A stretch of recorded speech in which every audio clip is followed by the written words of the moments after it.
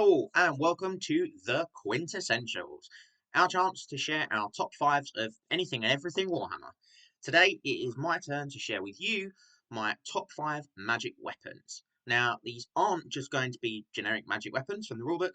I've scoured the army books too for what I think of the top magic weapons in the game. There are a lot of very good weapons available in 8th, so this was not an easy task. And there are some that just about didn't make the cut. The Sword of Striking being one of them for just 15 points, giving you +1 to hit in combat. Such good value for a very, very good benefit. The Piranha Blade, another one for the Lizard Men. Multiple wounds D3, armor piercing, absolutely terrifying on a Scarvet or an Old Blood. Less so on a Skink, but you know, you could do. And the Bow Sword for Demons and Nurgle too. Again, multiple wounds D3, poison attacks for this one. It was really just the price tag for those two that left them out of my top 5. Now though, we're going to get into the reason you are all here, the Duke's top 5 magic weapons. And at number 5, we have Basher's Axe of Stunty Smashing. So we're heading over to the Orcs and Goblins for this one. And I'll be completely honest with you guys. Before we had the first Orcs and Goblins battle report on the channel, which was probably close to a year ago now, at the time of recording, I'd never even heard of this weapon. Now, I think that's a lot more to do with the fact that no one I played regularly had Orcs and Goblins, and those games that I did see Orcs and Goblins play were mainly just Goblins, and they are not known for their stellar combat stats, and a lot less to do with this weapon's effects. This is a really, really good magic weapon. It gives you armor piercing and +1 strength and attack. If you're fighting dwarves, then it's +2 strength and attacks. Now, that little bit tagged on the end is a bit gimmicky, as it's like a 1 in, 15 chance that it's actually going to come up, that you're going to be fighting dwarves. So I'm not really including that in my opinion of it. If I was, then it would be a lot higher on this list than 5th. It is 50 points, which, to be honest, is all that's holding it back from appearing higher. It gives you more attacks, it makes you more likely to wound, and it makes you more likely to get through armor as well on top of that. The only thing it doesn't do is make you more likely to get through ward saves. If only there was a 15-point common magic item for that. But overall, a very, very solid weapon. Next up in my top 5 at number 4 is the Sword of Anti-Heroes. So 35 points from the main rulebook to give you +1 strength and attack for every character in the unit that your character is in base contact with. So, just to be clear, that's not characters that your character is in base contact with, but any characters in the unit that the character is in base contact with. A little bit wordy, but you get the idea. Now, obviously this doesn't do anything if you're fighting against units with no characters in, so not ideal.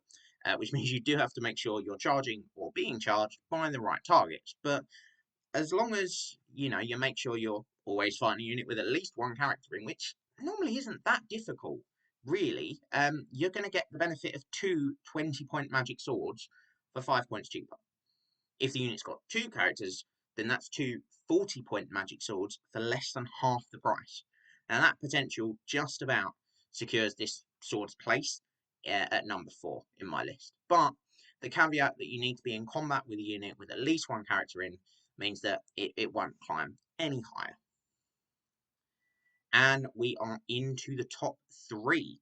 And taking that bronze place spot is another common magic item. It's the Ogre Blade, the ubiquitous Vampire Lord weapon. 40 points for +2 strength. It's consistent, it's good value, and a very useful strength buff. Now, even if that extra strength isn't needed for wounding, the extra armor penetration from that higher strength is very useful.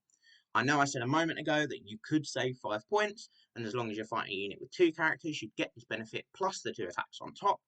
And that obviously is true, but the consistency of the Ogre Blade gives you, in my opinion, is worth those extra 5 points. Now, definitely, I'm a big, big fan of it. The only reason it doesn't climb any higher is simply because it relies on the basic stats of the model taking it. Now, it's not going to do anywhere near as much on a strength 3 character compared to a strength 5 character, for instance. That doesn't mean it isn't very good, you just need to think about who to put it on. Always the bridesmaid and never the bride. In second place, I have gone for the Hellfire Sword.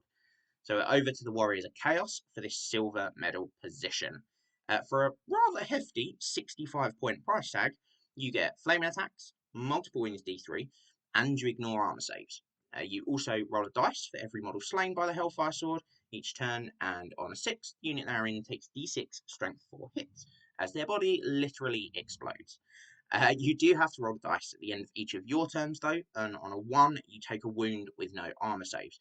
Not great, but honestly, considering this realistically is only ever going to go on a Chaos Lord, and the fact that you can get a 1-up armor save with no magic armor, which leaves you with 35 points to give yourself a nice little 5-up ward save from the Talisman of Endurance, this guy is going to be absolutely terrifying in combat. No one is going to want to get anywhere near him. And if they do, well, he'll probably just kill them. Over a 6-turn game, that roll of dice, and on a 1 you take a wound. On average, you'll take 1 wound, and if you go with a 5-up ward save, a third of the time you'll ignore it anyway. It's really, really good. It's not too expensive for what it does either, I don't think, but it's certainly not undercosted. I think the only thing that does hold it back from the top spot is that chance that you'll wound yourself, and the fact that as soon as you roll at the end of your first turn, your opponent is going to know exactly what weapon you've got, which means they're probably going to stay far, far away from them. But this is it. This is why you're all here. Why you've all come to listen to me rant on for 5-10 minutes so far. My top magic weapon in the game, taking the gold medal position in this list, is the Rune Fang. Now, I've spoken before about consistency in a couple of the other weapons on my list, but nothing is as consistent as only having to roll to hit. Automatically wounding, ignoring armor saves. What else is there to say? You don't need to worry about your strength or your opponent's toughness. You don't have to worry about what armor they're wearing. It is such a good weapon. It is pricey at 85 points, which means you aren't getting much of a ward save with it. Not the end of the world when the guy carrying it can get a 1-up armor save from mundane equipment. And that extra 15 points that you will have in your magic item allowance can conveniently be spent on the other Trickster's Shard to force your opponent to re-roll their ward saves.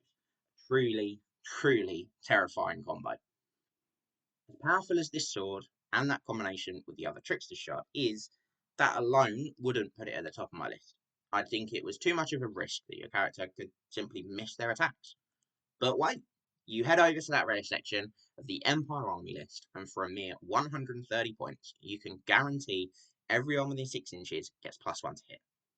On a Grandmaster, which is definitely who I'd put a Rune Fang on, that's probably going to mean you're hitting on 2s against all but the very best combat lords in Warhammer, and likely at worst 3s.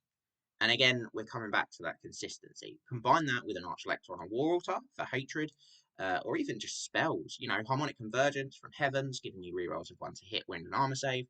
Absolutely fantastic, and frankly, very scary combination. You've got Metal as well for Enchanted Blades for +1 to hit again. So, even against Vampire Lords, Demon Princes, Chaos Lords, you're still going to be hitting on 2s if you've got that Celestial Hurricanum from your rare section. It's also, the quintessential Empire weapon. Everyone knows what a Rune Fang is. Everyone knows what they do, and quite rightly, everyone is very concerned about what they might do. That is it. That is my top 5 magic weapons in 8th edition. Maybe there are some in there that surprised you. Maybe you think I'm mad for missing one out. But make sure, whatever it is, you let us know what you think and what you agree or disagree with over on our socials. But for now, all that's left for me to say is thank you very much for joining me here on the Quint-essentials.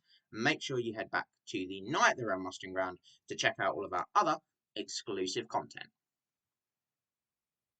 Remember to tag your friends and like, subscribe and share.